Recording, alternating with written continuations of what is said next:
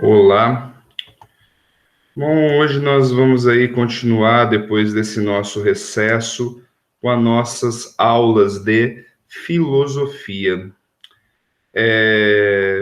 Para falar um pouquinho do racionalismo. Então, vamos lá. Bom, é o seguinte, pessoal, nós estamos trabalhando a filosofia moderna, e a filosofia moderna ela é aquela filosofia que se inicia no contexto histórico do Renascimento do século XVI. Mas olha, vamos fazer uma diferenciação, porque aqui eu fiz meio que um combo, porque esta aula ela está servindo no Messias para os alunos do segundo ano e também para os alunos do terceiro ano, porque no terceiro ano há uma revisão das matérias do primeiro e segundo, focalizando ali para o vestibular. Mas nós também estamos aí com segundos anos muito bons, que dá para nós trabalharmos aí com uma profundidade de terceiro ano. Juntei tudo, então, nessa aula. Eita, caçamba. A cadeira deu uma... Espera. Tá. Cadeira quebrou. Não quebrou, ela desajustou.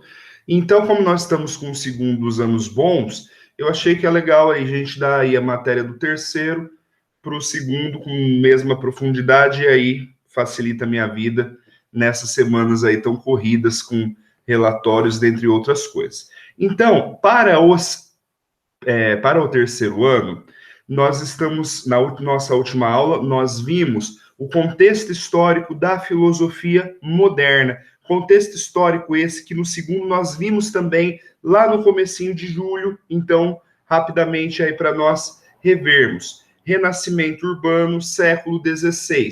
O que nos interessa para a filosofia é extrair dali três elementos, três formas de se pensar muito importantes. A primeira é antropocentrismo. Então, a partir do século XVI, distancia das noções medievais que colocavam Deus no centro, né? Essas formas de pensar medievais era conhecida como teocentrismo. Agora nós temos uma visão teocêntrica, que é o ser humano no centro do universo, o ser humano como causa e consequência do universo. Então, o ser humano agora, ele tem os seus méritos quando fazem coisas boas, mas tem as suas culpas quando fazem coisas ruins. Não é mais desígnios divinos, não é mais punição ou bênção divina, tá? Hoje nós somos uma sociedade antropocêntrica. Quando nós ficamos doentes, nós buscamos humanos, né? Medicina para nos curar. Nós moramos em uma casa onde nós temos aí a engenharia, que é uma ciência humana.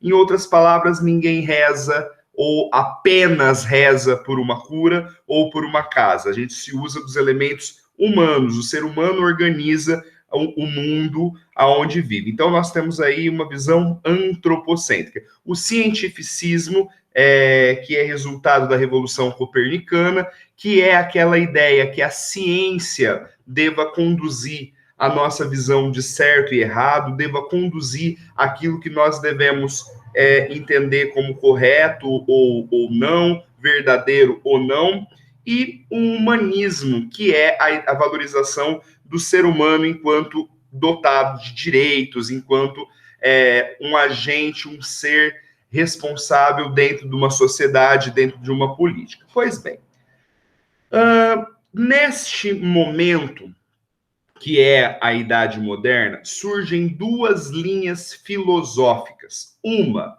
é a linha política e a outra é a linha epistemológica. E aí que está, que nos segundos anos nós vimos toda a linha política moderna, que é o Maquiavel, o Hobbes, o Locke, o Rousseau e o Montesquieu.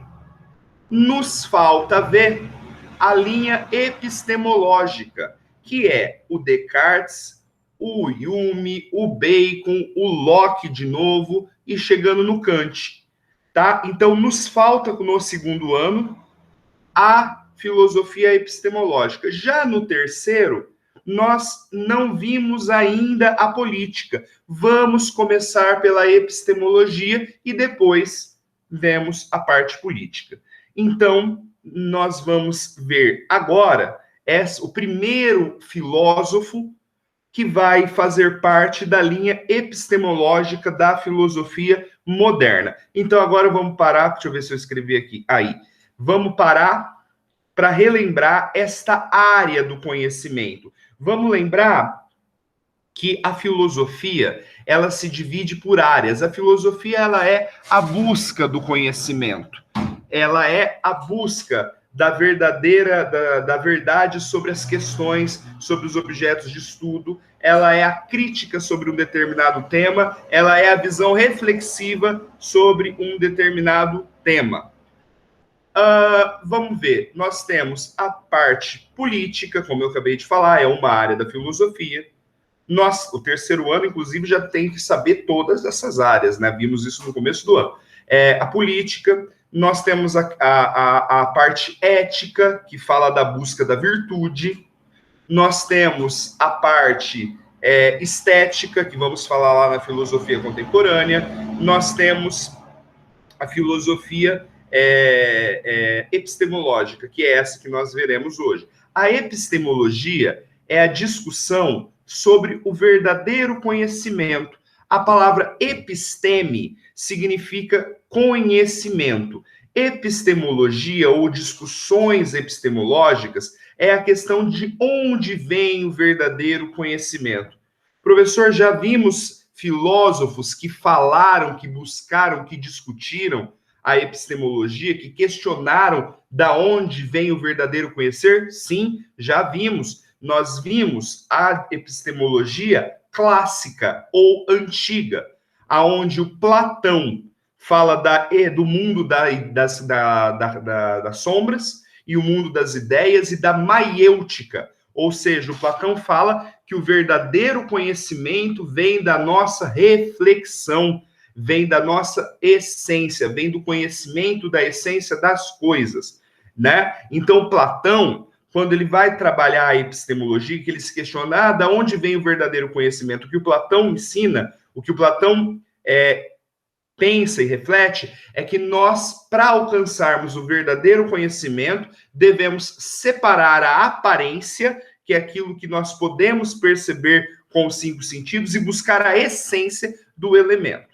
Então, no caso do essencialismo do Platão, a busca da essência do Platão, como que nós alcançamos a verdade? Quando se trata de um debate político, ou quando se trata de um discurso religioso, ou de uma propaganda, nós devemos buscar a intenção daquele orador, do político, do líder religioso, da propaganda, buscar a intenção, porque aí aquilo que parece que ele quer começa a ficar fraco e nós alcançamos o entendimento daquilo que realmente é. Exemplo, será que eu realmente vou ser feliz com uma roupa nova ou com um carro novo, como a propaganda me diz? Ou será que a propaganda está me conduzindo à compra e o objetivo inteiro da propaganda é me fazer comprar?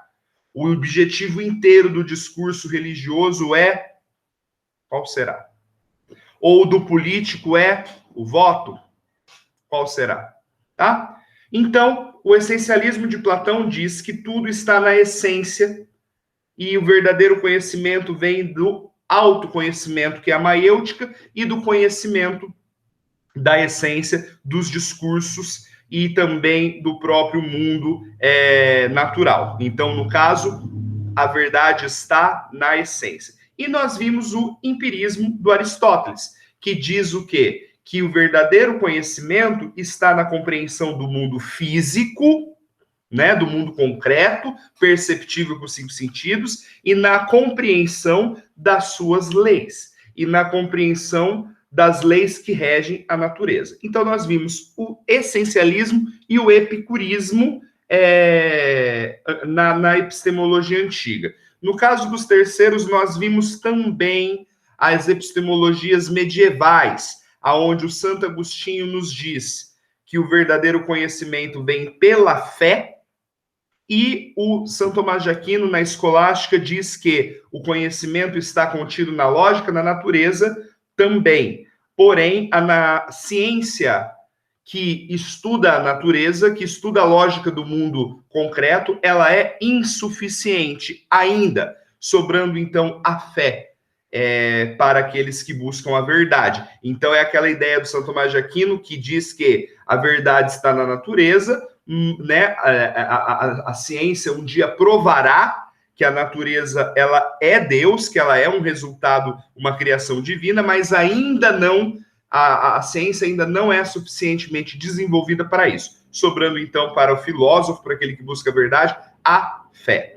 Pois bem, na linha moderna, epistemológica, nós temos 3 vertentes. O racionalismo cartesiano, que veremos hoje, o empirismo moderno, que veremos na aula que vem, e na outra, o criticismo do Kant, tanto para o primeiro quanto para o segundo, tanto quanto o segundo ou o terceiro ano. Então, nós vamos seguir igual para as 2 séries nessa e nas próximas 2 aulas. Então, vamos lá.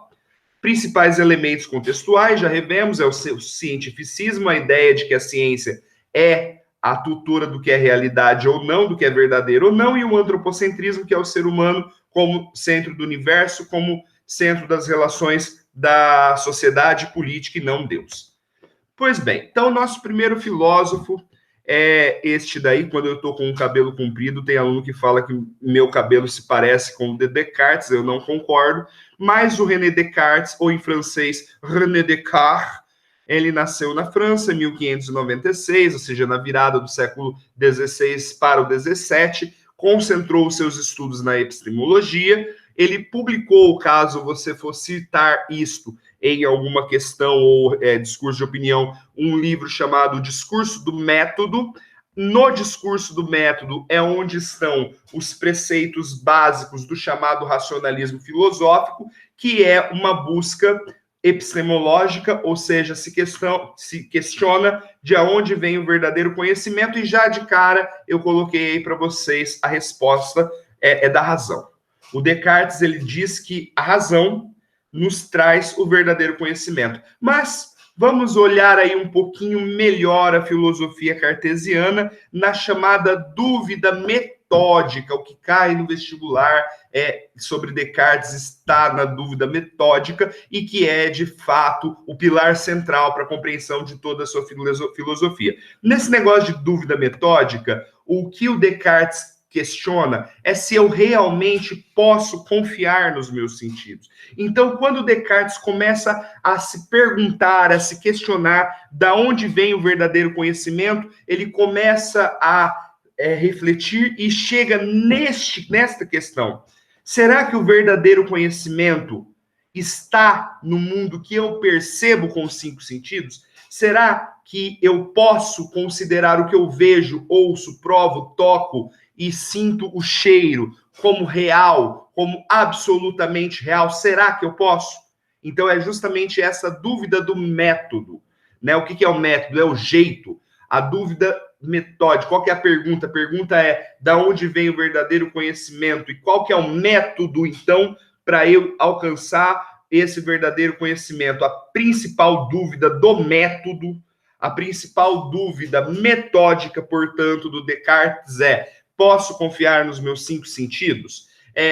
Então, o Descartes, ele começa a trabalhar essa questão dos sentidos e, logicamente, o Descartes não tinha essa ferramenta maravilhosa que é a internet, mas ele vai por outras vias. Vou explicar usando essas ferramentas aqui, trabalhando nas ilusões de ótica, que justamente elas que trabalham perfeitamente a ideia dos Descartes. Então, vamos ver 2. Essa primeiro, se você olha para o centro deste quadrado hipnóptico durante alguns segundos, mas lá no centro, sem desviar o olhar, 5, 4, 3, 2, 1, você não tira o olhar dali, e aí eu coloco para você esta imagem sem desfixar o olhar. O que acontece com a imagem? Ela roda, mas ela não está rodando de verdade. É uma imagem, é uma foto. Ou seja, a partir da confusão que eu fiz, que a imagem fez no seu cérebro, com esta imagem aqui, pá, de repente, quando eu desci, a imagem estava rodando, mas você viu ela rodar, mas ela não está rodando. Mas você viu, mas ela não está rodando. Vamos ver outra, tem uma outra lá embaixo, tem várias, eu vou deixar o site para vocês, depois vocês verem todas, se você quiser, mas ó, concentra no ponto, lá no ponto, sem tirar o olho, você concentra no ponto, vamos ver, concentra no ponto, vamos ver.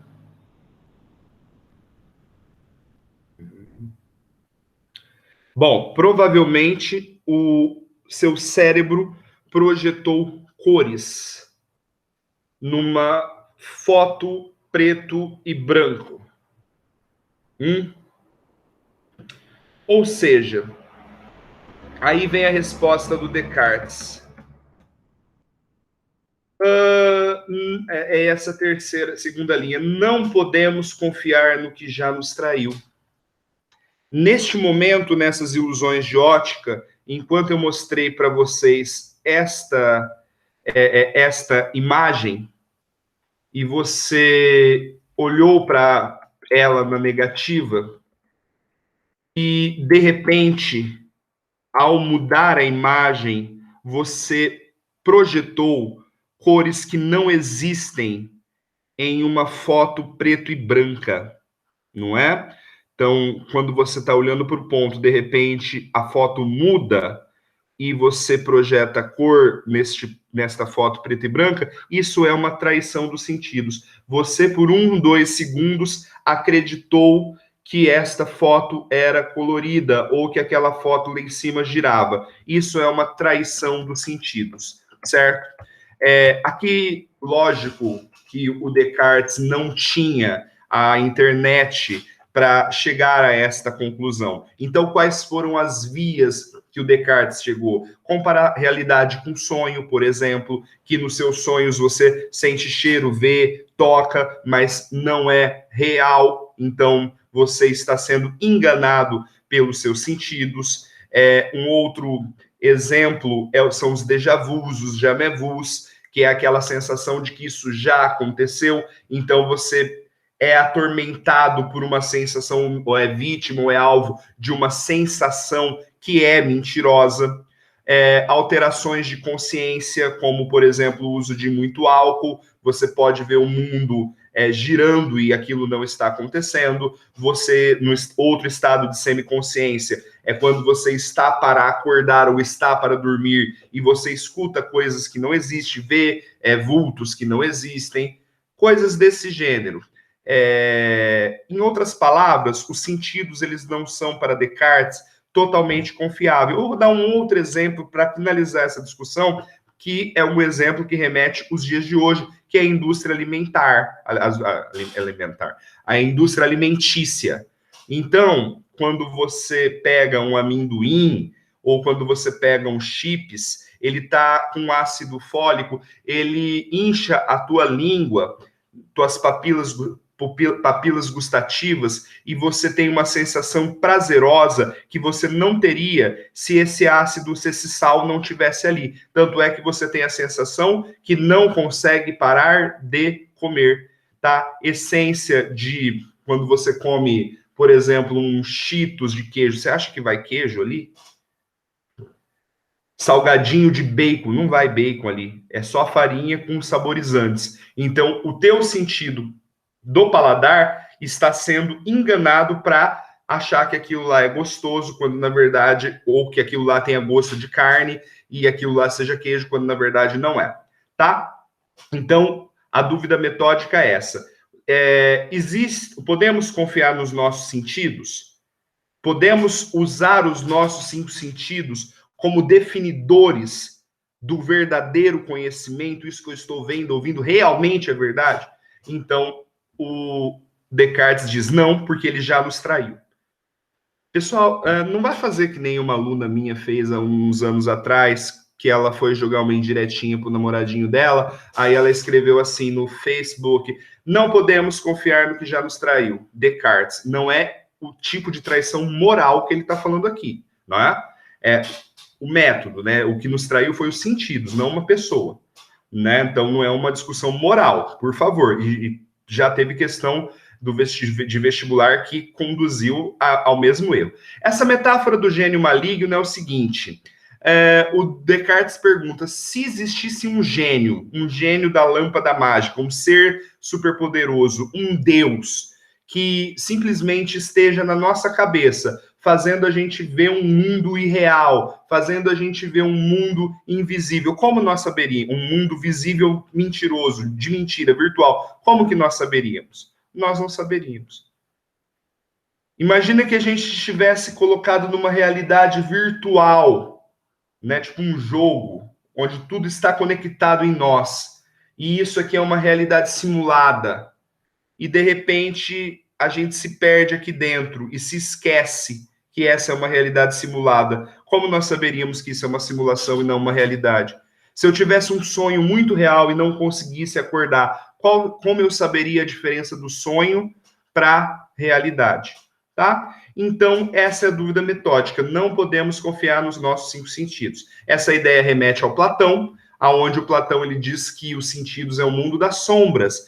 Para as turmas boas, eu já cheguei a falar isso, né? Que o Platão diz que isto daqui é real, não. A ideia de caneta é real. A caneta em si é um reflexo da ideia. Porque o tempo vai passar, essa caneta vai se degradar, é plástico, vai demorar muito, mas um dia ela vai se degradar e vai sumir, enquanto a ideia de caneta sempre vai existir. Ou seja, enquanto eu tiver a ideia da caneta, eu poderei produzir outras canetas. A ideia é eterna. Isso é para Platão. Já o material, a concretização da ideia, ela é ilusória porque ela é passageira. Então, o Descartes, ele se baseia muito em Platão, com essa ideia de, tipo, o que é concreto, o que é perceptível com os 5 sentidos, não é a verdade, é uma parcela da verdade. Pois bem, seguindo Descartes, então, dúvida metódica, posso confiar nos meus sentidos? Não, porque ele já nos traiu, não devemos confiar no que já nos traiu. Então, a partir daí, uma vez que eu não posso confiar nos meus 5 sentidos, no que eu posso confiar? Se eu não posso confiar que isso é real, que o que eu vejo, ouço, provo, toco é real, então o que é real? E aí ele formula isso nessa questão. O que existe, eu sei que existe, mas eu não preciso dos meus 5 sentidos para saber que existe. O que existe, eu sei que existe, é certeza que existe. É indiscutível. Mas eu não preciso dos meus sentidos para saber que existe. O pensamento. Elefante. Esse elefante que veio aí na sua cabeça. Você está tendo acesso agora. Elefante. Elefante está na sua cabeça. Cachorro é mais fácil. Ou não? Avestruz. Tudo isso que está vindo na sua cabeça. Unicórnio. Elefante. Quando você olha para o elefante, opa, você não olha ele. Esse que está na sua cabeça agora. Você não sente o cheiro dele. Você não toca esse elefante. Mas ele está aí, você está tendo acesso a ele. Metafisicamente. O que o Descartes está falando é que o pensamento, você não precisa ver, nesse exemplo do elefante, por exemplo, você não está vendo o elefante mesmo. Você não escuta literalmente o seu pensamento. Você tem acesso ao seu pensamento sem usar o seu ouvido, olhos, pele, toque, paladar, língua ou olfato. Teu pensamento está aí. E você não precisa dos seus 5 sentidos para ter acesso. Então, o que o Descartes está falando é que o pensamento, ele existe absolutamente. Ele não te engana, ele existe. Ele não é igual aos sentidos que podem ser enganados. O pensamento está aí. Ele é a origem de tudo. Ele é o fundamento. Então, penso, logo existo. Eu sei que eu existo não porque eu estou me vendo ou porque eu sinto gosto, mas porque eu penso. Porque eu tenho acesso a uma parte metafísica. Tá? Eu coloquei para o 3º ano, essa frase pode cair no vestibular em latim. Cogito ergo sum.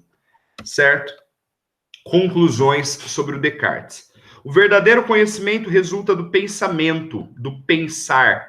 A verdade, ela está contida na minha mente. Retoma o platonismo ou essencialismo de Platão.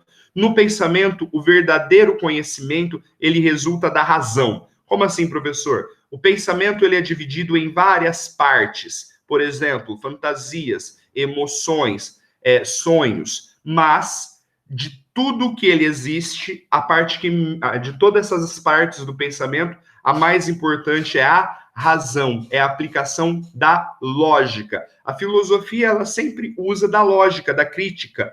Então, essa crítica, essa reflexão tem que vir ao pensar. O que o Descartes está falando é que nós devemos conhecer a alma, que nós devemos conhecer as teorias muito mais do que as práticas, porque elas são universais. O mundo vai passar, mundo concreto, mas as teorias, elas continuarão ali. Compreendendo elas, podemos fazer o concreto novamente. Em outras palavras, entenda a ideia que você sempre poderá repetir a ação.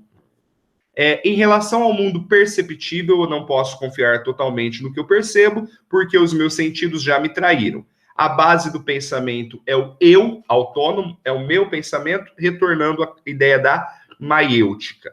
Em outras palavras, o Descartes está falando que o fundamento real é o meu pensar. Os meus sentidos, eles podem ou não enganar esse meu pensar. Por exemplo, eu olho para a caneta, eu estou pensando caneta, eu estou pensando formato, eu estou pensando cor. Isso que eu estou pensando é o real. Eu continuo pensando, continua real, mesmo que eu não esteja vendo. Agora, o que eu estou vendo, tocando, provando aqui, pode mudar. Eu posso, por exemplo, apagar a luz. Não vejo mais a caneta, mas ela continua na minha mente. Portanto, ela existe enquanto essa base da razão e do eu autônomo. Eu tenho acesso à ideia da caneta. Então, eu posso ter várias canetas eternamente, porque eu tenho o acesso à ideia de caneta. Discussões epistemológicas costumam ser a parte da filosofia que os alunos acham mais brisa, né? Mais viagem, que ela está mais longe do útil, do utilitarismo, do precisar, do porquê, do construir. Eu estou falando isso para vocês porque é muito provável que vocês tenham dúvidas. Na verdade, se você não está com dúvida depois de uma aula dessa, muito provavelmente você não compreendeu do que a aula se trata. Mas, se essa dúvida for especificamente em relação à matéria, ao Descartes, então você me procura no privado, de segunda a sexta, das 8 às 18, e as atividades estarão no Classroom. Diferentemente da aula, né? As atividades serão diferentes para o terceiro e para o segundo ano. Um bom resto de semana.